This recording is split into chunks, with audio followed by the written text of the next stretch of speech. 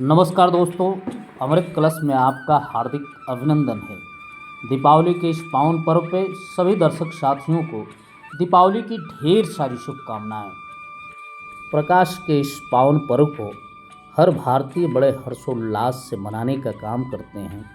साथ ही साथ हमारे हिंदुस्तान के कवियों ने भी इस पे बहुत सारे कविताओं को रचित करने का काम किए हैं, जिसमें कि एक कविता बड़ी प्रचलित है, जलाओ दिए पर रहे ध्यान इतना, अधेरा धरा पे कहीं रह न जाए।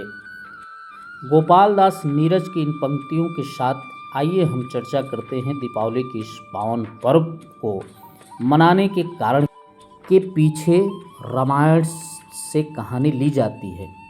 बताया जाता है कि जब मंथरा के बहकावे में माता कैकेयी आ जाती हैं और राजा दशरथ जी से भगवान राम को वनवास मांग लेती हैं, और भगवान राम जब 14 वर्ष के वनवास को काटने के बाद माता सीता और लक्ष्मण के साथ जब अयोध्या वापस आते हैं, उनके आने की खुशी में अयोध्यावासी इतना उत्साहित होते हैं कि दीपों से उनका स्वागत करते हैं और दीप जला करके अयोध्या को पूरा जगमग कर देते हैं। दूसरी एक और भी कहानी प्रचलित है। इस दिन माता लक्ष्मी का अवतार माना जाता है। उस समय जब धरती पे दानवों का अत्याचार बढ़ गया था और दानव ऋषि महर्षि तथा देवी देवताओं को इतना प्रताड़ित कर दिए थे कि भगवान इंद्र को भी अपने सिंहासन की चिंता होने लगी। तब सभी ऋषि महर्षि और देवतागण भगवान विष्णु के पास पहुँचते हैं और उपाय पूछते हैं कि हे भगवान, इन दानवों से किस तरह से छुटकारा पाया जाए।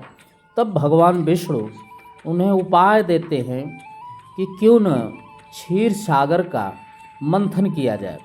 जब क्षीर सागर का मंथन किया जाता है तो उस मंथन से विष भी प्राप्त होते हैं और अमृत भी मिलता है। अमृत पान कर सभी देवता अमर हो जाते हैं और उसी मंथन से माता लक्ष्मी जी का अवतार होता है। माता लक्ष्मी जी को भगवान विष्णु अपने अर्धाग्नि के रूप में स्वीकार करते हैं। तभी से धन की देवी माता लक्ष्मी जी के पूजन का प्रावधान माना जाता है। दूसरी एक कहानी और प्रचलित है महाभारत काल से। महाभारत में जब मामा शकुनी की चाल से पांडव अपना सब कुछ हार जाते हैं, लास्ट में उनको अज्ञातवास होता है और बताया जाता है कि अज्ञातवास समाप्त करने के उपरांत कार्तिक पूर्णिमा के अमावस की रात को सभी पांचों पांडव द्रौपदी समेत अपने राज्य को जब वापस आते हैं तो उनके राज्य वापस आने की खुशी में नगरवासी दीप प्रज्वलित करके उनका स्वागत करते हैं और खुशियां मनाते हैं। तब से बताया जाता है कि दीपों का ये त्यौहार मनाया जाने लगा। साथ ही साथ कुछ और भी कहानियाँ प्रचलित हैं, उनको भी मैं बताते चलूँ।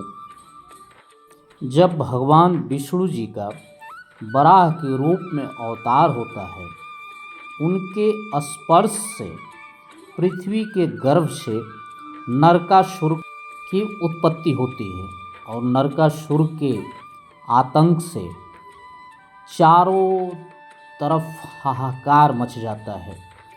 उसके आतंक से देवी देवता ऋषि महर्षि सारे लोग भयभीत हो जाते हैं। तब जाकर के सभी ऋषि महर्षि भगवान कृष्ण के पास पहुँचते हैं और अपनी व्यथा को बताते हैं। तब भगवान कृष्ण ने कहा कि नरकासुर को वरदान प्राप्त है कि कोई पुरुष उसका संहार नहीं कर सकता, किसी स्त्री के हाथ ही उसका संहार किया जा सकता है। तब भगवान कृष्ण ने अपनी पत्नी सत्यभामा को लेकर के गरुड़ पे सवार होकर के नरकासुर के राज प्राग ज्योतिषपुर पहुंचते हैं। माता सत्यभामा के सहयोग से सर्वप्रथम मुर्केक्ष पुत्र ताम्र, महित, मुर्दैत्य, ताम्र, अंतरिक्ष, श्रवण, विभा, वसु, नवास्यवान और अरुण का संहार किया। मुर्दैत्य का संहार हो जाने की खबर सुन नरकासुर अपने साथ दैत्यों की सेना लेकर के युद्ध के लिए आया और भगवान कृष्ण बड़े चालाकी से अपनी पत्नी सत्यभामा से उस नरकासुर का वध कर देते हैं। कार्तिक मास के कृष्ण चतुर्दशी को नरकासुर का वध कर देवी देवता ऋषि मुनि को नरकासुर के आतंक से मुक्ति दिलाते हैं। उसी के दूसरे दिन अर्थात कार्तिक मास के अमावस्या के दिन लोगों ने अपने घरों में दीपक जला करके खुशियाँ जाहिर की। तभी से नरक चतुर्दशी तथा दीपावली के त्यौहार को भारत में बड़े हर्षोल्लास के साथ मनाया जाने लगा। भगवान राम, माता सीता, लक्ष्मण समेत कार्तिक पूर्णिमा के अमावस को वापस आने की खुशी में दीपों का त्यौहार मनाया जाता है।